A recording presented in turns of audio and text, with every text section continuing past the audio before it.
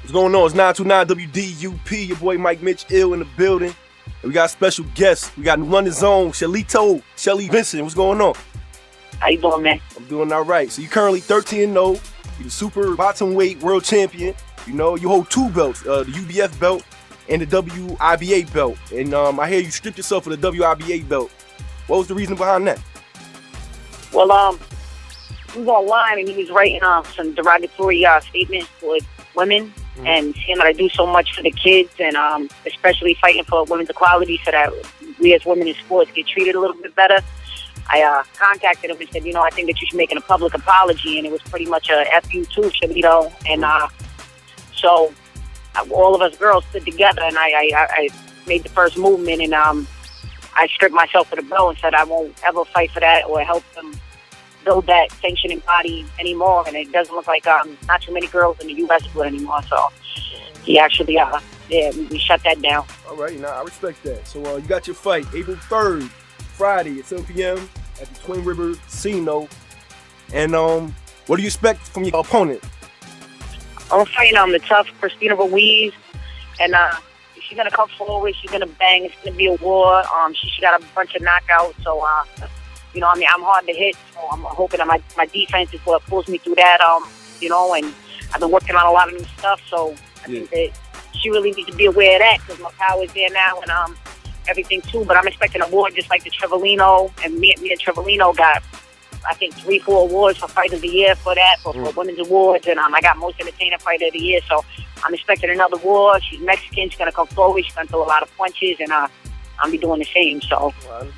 So yeah, for those who may have not been to a fight of yours, like, who would you compare yourself to? Fighting style. I get Tyson a lot. I get, they say I look like Fernando Vargas, though, but I get Tyson a lot. I get, I got that real come forward, pressure style. I also heard Duran before, and then I heard Mayweather before because I fight with the arm down. I fight slick. I'm real defensively. So I think Tyson would be the most accurate. And Vinny Paz, they call me Mini Vinny out here. So I got that same Tyson Paz style that move the head. How many knockouts you got? I know you dropped a couple. How many knockouts you got? I got one knockout. I drop all the girls that just always get back up. So I'm trying to get this one out of the way though, because I've been working on my power, setting my feet, and really sitting on the shot. So I'm trying to see you put her to sleep. Don't blink, because I think it's gonna be this one. They call it a bullet, and just like I said earlier, I said the problem with bullets is when you're a shooter and you're shooting at cement, you got to worry about the ricochet. So you need to worry about me. Yeah. So coming into the game, who did you look up to in the boxing game? Who inspired you? There's a few that inspired me. I like Vinny because he's from around this area. Mike Tyson, Ali, Lucia right there as a woman, Jamie Clampett was one that I looked up to from the Rhode Island area, and she's the one that actually pulled me back into the sport. Missy Florentino, Rocky Marciano, all those guys. I like Nicolino Loche too, so all those guys. What got you into boxing in the first place? Well, you started at 18, right? Yeah, about that age.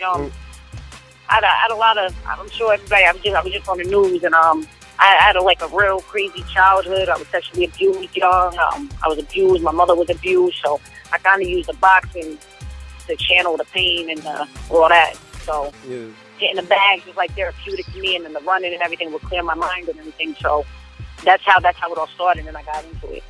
Where did you train at out here? Out here in New London, where did you train? Where did you get your start? What gym or spot you got boxing at? Willing City Boxing with Kent Ward. That's Brennan Ward's father, the kid from Bellator. He's another hometown guy doing it real big. And his father was my first trainer, and I started over there. And then, I had some issues while I was in and out the gym, and I got my life together, and now I'm over there, and I never danced with Peter Manfredo. All right.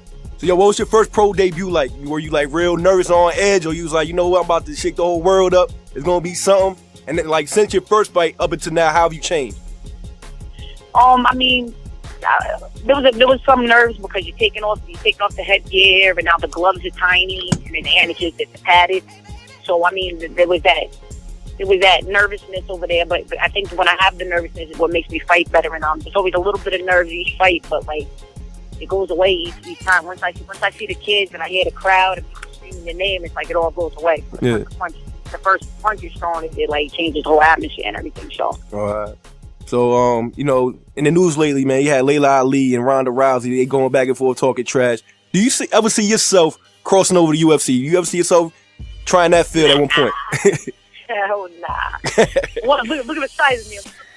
No, but still, just, you know, I can't even really get into that stuff. I don't really. It's like there's no elegance. There's not really no thoughts. For me, I mean, I watch it when there's not boxing on, but my heart's in boxing, and it's like it's more of a chess match and all that. So plus I think it's more elegant. So yeah, I hear that. You know. Yeah, because I'm with you on that because, you know, I'm a big boxing fan and, you know, I try to get in UFC and, you know, I respect UFC, but I just get tired of people just bear hugging and dry humping and all that and rolling around. And all that. You know what I'm saying? Yeah. I mean, it's cool and it's all right. You know what I'm saying? I'm not taking nothing different, but I'm a boxer and I'm really drawn to the boxing, so it's hard for me to get into it unless it's like one of my boys or my homegirls. You know what I'm saying? So yeah. Matter of fact, speak on some of your music influences. You know, what gets you hyped before a fight, or what do you come out to the ring to? I mean, it all depends on the time, but it's all usually something inspirational, something hard. It depends. It depends on what's going on. Like for my mother, one time I came out to some slower music, like from the dream that he wrote to his mother. It just depends on all what's going on in that time and everything. So I think my last fight, I came out to that the Second Coming, that Joel Santana joint, and I came out to Meek Mills before. So whatever that mood and what's going on at that point. Yeah.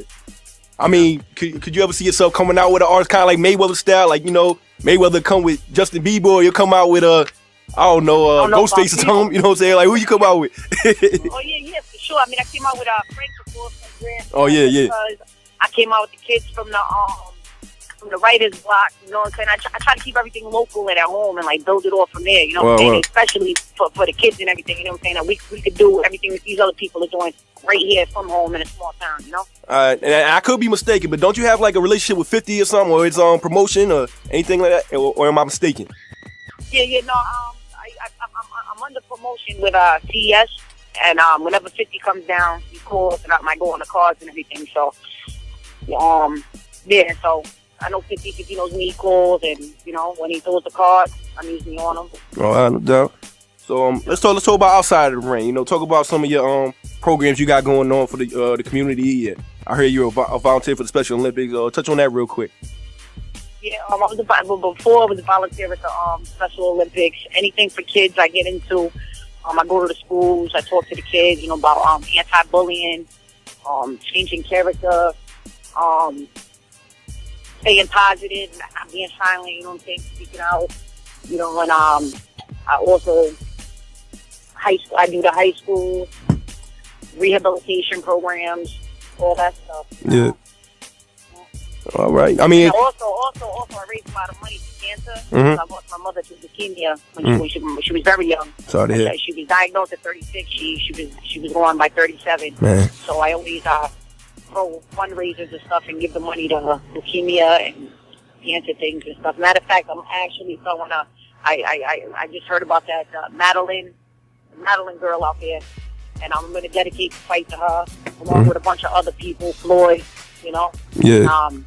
After the fight, I'm going to get some money together and raise it towards helping go towards her medical bills because she has leukemia, and I lost my mother to leukemia, so that's the thing that really touches deep to me. So I try to help as much as I can with that. All right, now you're a vet in the game. You've been boxing for a long time now. You got any protege below you? Know you got a lot of boxers like you see Floyd. He probably have my man named Broner AB. Like, do you got like a protege underneath you that you grooming? And do yourself trying to get into promotion too? I'm sorry, I mean cut you off. Yeah, no, I got a couple kids that I'm training. You know, right now it's kind of hard for me I grew up the kids and we're bringing them up, but right now it's kind of hard for me to focus on one person or anything because I worry about my career right now. Yeah. I still got some time here, so maybe in a few more years and we'll focus on bringing somebody up. But I am training a few kids and we're getting them in there, and I got a couple fighters and they're about to be making their team. All right. So real quick, just sell the fight. You know, tell everybody what to expect. Those who's gonna take the trip out there and come and support. You want to talk some trash real quick. This is the opportunity to do it right now. No, I mean, you come to a Shelito's weight fight. You're getting the most entertaining fight of the night. You know what I'm saying? It's gonna be exciting. It's gonna be pressure. You never know what you're gonna get. My walkouts is amazing. It's pure entertainment, and you know what I'm saying. Definitely fight of the night. Millions a shot, hard shot. So you know what I'm saying. Yeah. Come out. You're definitely getting your money's worth with me. And the whole card's stacked anyway. So you know what I'm saying. Vinny Paz is fighter. He's making it his Rhode Island debut. We got a couple kids making his debut. There's always some celebrities up in there. Mm. You know, but you definitely getting your money's worth. You're gonna leave a fan. If you ain't a fan, leave a fan. And word, and she said she tried to drop her, put her to sleep in the first round. Yeah. So, all right, so thanks again, Shelly. We support you out here, and you know, everybody, you know, come out to the fight. Sure. All right, now. If anybody needs tickets, make sure they hit me up at 860-574-5227. Adrian Vega got him at Bravado on State Street and the old Roadhouse on. All right. He has them also. Yeah, and also, you know, give everybody, you know, your social media handles, you know, your Instagrams, Twitter, or whatever. All right, on a Facebook, it's Shelly Vincent, and Instagram and IG is at Shellito's Way. All right. So there you have it. 929 WDUP. Shelly Vincent, the champ. Oh, yeah. All right. Thank y'all for having me.